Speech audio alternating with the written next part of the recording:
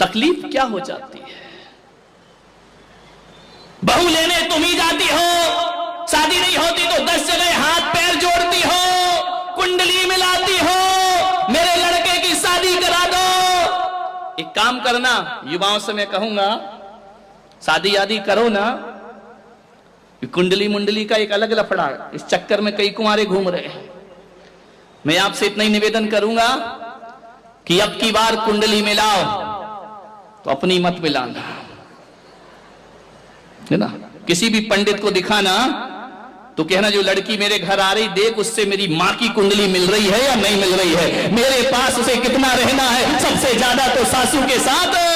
गड़बड़ घर वहीं से होता है, क्योंकि जो बहू आएगी अधिक से अधिक समय भाई परिवार में गुजारती, तुम्हारे साथ कितना गुजारेगी। सुबह जाओगे थके हारे दुकान जाओगे, शाम को लौटोगे दुकान से, रात को घंटे 2 घंटे बात करोगे, फिर नींद लग जाएगी, फिर चले जाओगे। गड़बड़ तो महाभारत कहां से शुरू होती है, बहुओं से और सासुओं से। मान क्या तकलीफ हो जाती है बहू के आने पर। एक बात बताओ, तकलीफ केवल इतनी है कि एक मां अपने बच्चे को, अपने बेटे को अपने अनुसार पालती है, अपने अनुभव से पालती है, अपने जीवन की दिशा से, दृष्टिकोण से पाल के बड़ा करती है। बच्चा मां के अनुसार पलता है। स्कूल से आता है, मम्मी मेरा बैग कहां है, मम्मी मेरे जूते कहां है, मम्मी मेरे कपड़े कहां है, मम्मी मेरा खाना कहां है। मम्मी को ढूंढता है बच्चा, जब तक शादी नहीं होती। ध्यान रखना, मम्मी को ही तो ढूंढता, मम्मी मम्मी हर चीज में मम्मी, बाजार चलना मम्मी, शॉपिंग करना मम्मी। ध्यान रखना, हर जगह मां के साथ घूमता है बच्चा। एक बात याद रखना, हर जगह वह मां को तलाशेगा। तकलीफ नहीं होती वहां, दुख है तो मां, सुख है तो मां, कहीं जाना है तो मां पापा, इसके अलावा कुछ नहीं होता है। लेकिन एक तकलीफ थोड़ी सी हो जाती है कि जब शादी होकर के वह आता है तो थोड़ा समय उसे पत्नी को भी देना पड़ता है। ध्यान रखिए, और जब ये समय हमारे समय में से कटने लगता है ना, तो मां को तकलीफ होने लगती है। ध्यान रखिए, ये नेचुरल बातें हैं, प्रैक्टिकली बातें हैं कि पहले आते साथ बेटा मां को ढूंढता था, अब बहुत से काम ऐसे हैं जो पत्नी के हवाले हो जाया करते हैं। और जब कोई काम, जब वह आवाज अपनी पत्नी को देता है और मां को नहीं देता, थोड़ी सी तकलीफ हो जाती है भीतर। ध्यान रखना, शादी के बाद जितनी मुश्किल सासू को होती है ना, उससे ज्यादा मुश्किल लड़के को भी हुआ करती है। ये मत सोचो कि केवल बहू को एडजस्ट करने में वक्त लगता है, परेशान होती है। ये लड़कों को भी बहुत दिक्कत, जब तक शादीशुदा लड़कों से पूछो, हमेशा कहते इससे तो, हाँ ये तुम क्यों बोल रही, उनको बोलने दो। ध्यान रखिए, क्या स्थिति बनती है उस लड़के की, क्या करे, उसकी भी जिम्मेदारी होती है थोड़ी पत्नी के प्रति। वह लड़की हमारे घर में आती है, वो लड़की का कौन है उस घर में। एक बात बताइए, जो बहू आई है तुम्हारे घर में, तुम्हारी तो बेटी भी है, तुम्हारा तो छोटा बेटा भी है, तुम्हारा तो बड़ा बेटा भी है, तुम्हारा तो पति भी है, सब कुछ तुम्हारा है। उसका कौन है इस घर में? वह तो पहली बार आई है ना, वह तो नहीं जानती, वह किसी को नहीं समझती है। तुम अपने बच्चे का नेचर समझती हो, तुम अपनी लड़की का नेचर समझती हो, बहू की ट्यूनिंग तो किसी से नहीं मिलती है। अब एक बात बताइए, यदि वो बहू अपने इमोशनल को, अपनी भावनाओं को अपने पति से शेयर नहीं करेगी तो फिर किससे करेगी? किससे अपनी बातें बताएगी? किससे अपने दिल की बातें बताएगी? वह पराए घर से आई है, उसे भी तो ट्यूनिंग मिलाने में वक्त लगता है, 5 साल लगता है, 10 साल लगता है। आप अपने बच्चे से 25 साल में ट्यूनिंग मिला पाती हो, बहू से कहती 2 दिन में इस घर में एडजस्ट हो जाओ। वक्त लगता है, समय लगता है। वह किससे बोले? अपनी अच्छी बातें, बुरी बातें ले दे के उससे पति से ही बोलना पड़ेगा। उसके सपोर्ट में कौन है? माने वो किसी को, किसके भरोसे आई है? वह एक पति के भरोसे आई है ना। तो एक बहू यदि पति से समय मांगती है एक बहू अपनी भावनाएं यदि पति से शेयर करती है तो सासुओं को दुख नहीं होना चाहिए मेरे भाई, क्योंकि वो पूरी जिंदगी पति के भरोसे ही जीने के लिए वहां पर आई है। आपसे मैं इतना ही निवेदन करूंगा। लेकिन वो लड़की जो पराए घर से हमारे घर आई है, उसके हर एक्शन का वैल्यूएट किया जाता है। वह क्या कर रही है, कैसे बोल रही है, कैसे चल रही है, कैसे खिला रही है। ज्यादा हंस रही है तो आफत है, नहीं हंसती है तो आफत है, रो देती है तो आफत है। सुबह सुबह जल्दी उठ जाए, काम करे तो सासू कहती डिस्टर्ब मत कर, लेट हो जाए, अभी तक सो रही है। ध्यान रखना, कितनी निगरानी रखते हो एक बहू पर, ध्यान रखिए। मान्यवर, थोड़े से जीवन को बदलिए। हर बात वो पति से ही कहेगी और ये उसका हक है, ध्यान रखिए।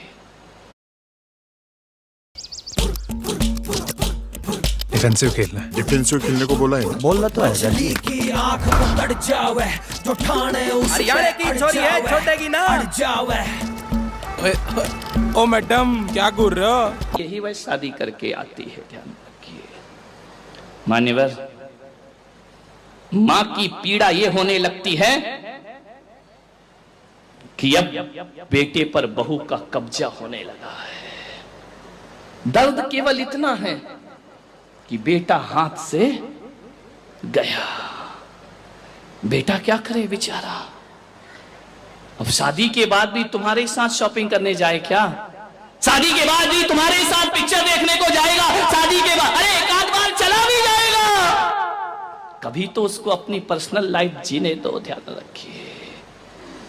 मान्यवर, लोग कहते हैं कि बहुएं परेशान है, जहां तक मेरा अनुभव है बेटे बहुत परेशान हैं। यदि अपनी पत्नी की बात वो मां से शेयर करता है, पत्नी का पक्ष थोड़ा सा मां के सामने लेता है, तो मां कहती अच्छा 4 दिन की आई जोरू का, बेचारा करे क्या संसार के। यदि पत्नी का पक्ष ले लिया तो जोरू का गुलाम होता है, और पत्नी की ना सुने तो पत्नी कहती है अभी तक मां की उंगली पकड़ के चलोगे, बड़े कब होगे तुम।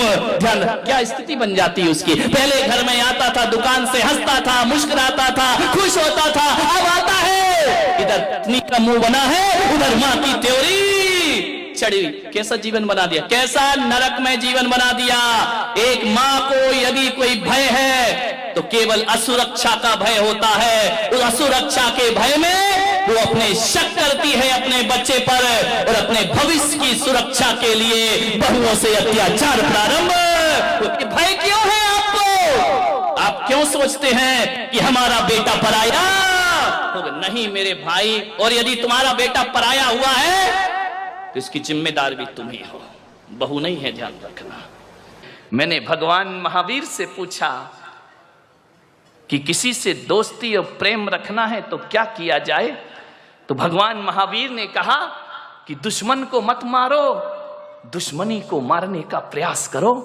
यदि दुश्मनी को मार दिया, दुनिया में कोई दुश्मन रह ही नहीं जाएगा। महावीर ने दोस्त को मारने की बात नहीं कही है, दुश्मनी को खत्म करो, ध्यान रखना। रावण को मारना कोई राम का उद्देश्य नहीं था, रावण की रावणियत को मारना राम का उद्देश्य हुआ करता था। मान्यवर, बहुत प्रशंसा करो दुश्मन की। दोस्त सबसे बड़ा राजदार होता है हमारी जिंदगी का।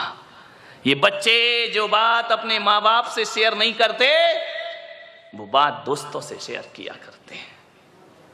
मान्यवर, किसी लड़की की शादी करना हो ना, शोभा ताई शादी का बहुत बना रही ना, मैं भी थोड़ा सा टिप्स दे दूं। किसी लड़की की शादी करना हो तो लड़की के माता पिता को क्या देखना चाहिए? आप यही देखते ना कितना कमाता है, कौन से जॉब में है, इसका पैकेज क्या है, आप यही देखते हैं। इसकी जाति कौन सी है, आप यही देखते हैं। इसके माता पिता कौन है, परिवार फैमिली बैकग्राउंड क्या है। धोखे में आ जाओगे ये सब देखोगे तो। मैं पुलक सागर कहता हूं, फैमिली बैकग्राउंड अच्छा हो तो कोई जरूरी नहीं कि औलाद अच्छी हो। फैमिली बैकग्राउंड दशरथ का बहुत अच्छा था, लेकिन कैकेयी का चरित्र बहुत गड़बड़ था। ध्यान रखिए, फैमिली बैकग्राउंड अच्छा होने से बेटा अच्छा होगा जरूरी नहीं है। लेकिन मैं पुलक सागर आपको कहता हूं कि आपको यदि अपनी बेटी की शादी करना है, उसके हाथ पीले करना है, उसका रिश्ता लेकर के जाना है, तो ना घर देखना, ना परिवार देखना, ना आप ये देखना कितना कमाता है, आप तो ये देखना कि जिस लड़के से अपनी लड़की की शादी कर रही हूं उसके दोस्त कैसे हैं, उसके यार कैसे हैं, उसके मित्र कैसे हैं। अरे पिता जैसा है बेटा वैसे ही होगा कोई जरूरी नहीं है, माता जैसी है बेटा वैसे ही होगा कोई जरूरी नहीं है। ध्यान रखना। लेकिन ये बिल्कुल जरूरी है कि दोस्त जैसे होंगे लड़का वैसा।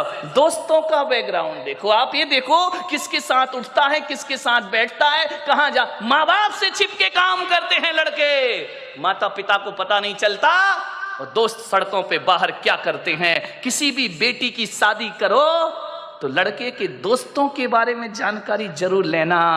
यदि लड़का अच्छा होगा तो अच्छे लोगों की संगति में उठता बैठता होगा, वो लड़का यदि खराब होगा तो गलत लोगों की संगति में उठता बैठता।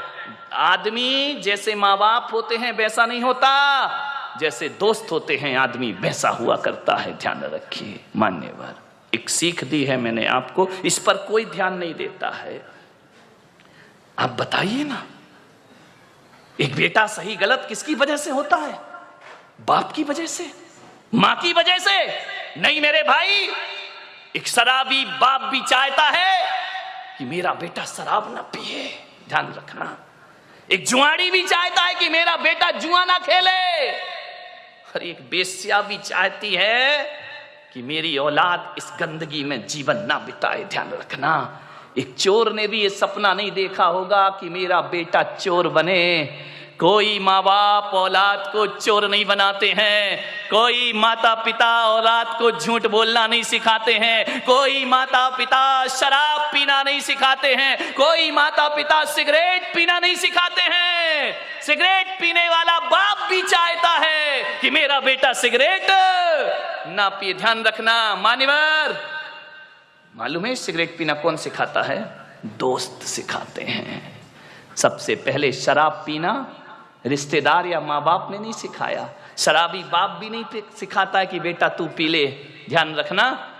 लेकिन सबसे पहले शराब पीना कोई सिखाता है तो दोस्त सिखाया करते हैं। सबसे पहले हाथ में सिगरेट आई तो माँ बाप और भाई के द्वारा नहीं, एक दोस्त के द्वारा हमारे हाथ में सिगरेट आती है। एक दोस्त के द्वारा हमारे जीवन में गलत चीजें आती हैं। और जब आदमी का स्टेटस ऐसा बन गया है, सिगरेट नहीं पिए, शराब नहीं पिए, तो कहते अरे कहां पिछड़ा हुआ आदमी, दुनिया चांद पे पहुंच गई, तू अगरबत्ती में लटका है। ध्यान रखिए मान्यवर, ऐसे बहकाने वाले बहुत मिलेंगे जिंदगी में। मान्यवर, मैं तो कहता हूं यदि बिगाड़ने वाले दोस्तों से तो बिना दोस्त की जिंदगी गुजार लो, वो अच्छी हुआ करती है। लेकिन ऐसे दोस्तों की संगति ना करो जो हमारी जिंदगी को बर्बाद करके रख दिया करते हो। मानिए, आप सोचिए, जीवन में संगति का बहुत असर पड़ता है। एक पानी की बूंद जो आकाश से गिरती है, और यदि वही पानी की बूंद किसी नीम के पेड़ में चली जाए तो उसका स्वाद कैसा हो जाता है मेरे भाई? बताइए। कड़वा हो जाता है। नीम जानते हो? नहीं जानते हैं तो बोलो ना जानते हैं, नहीं तो मैं समझ रहा तुम कुछ जानते ही नहीं हो। एक नीम के पेड़ में चला जाए तो स्वाद उसका कड़वा हो जाता है। वही पानी की बूंद गन्ने के खेत में चली जाए तो मीठी हो जाया करती है। और वही पानी की बूंद यदि केले के पेड़ में चली जाए तो कपूर बन जाया करती है। वही पानी की बूंद यदि सांप के मुख में चली जाए तो हलाहल जहर बन जाया करती है। और वही पानी की बूंद नाली में चली जाए तो गंदी नाली हो जाती है। वही पानी की बूंद यदि समुंदर में गिर जाए तो खारी हो जाती है। और वही पानी की बूंद यदि सीपी के मुंह में चली जाए तो मोती बन करके निखर जाया करती है। बूंद एक ही है। ये इतने रूप क्यों हुए उस बूंद के? संगति के कारण से। किसकी संगति करी उसने? मोती बना सीप की संगति से और जहर बना सांप की संगति से, ध्यान रखिए। Don't put ketchup on my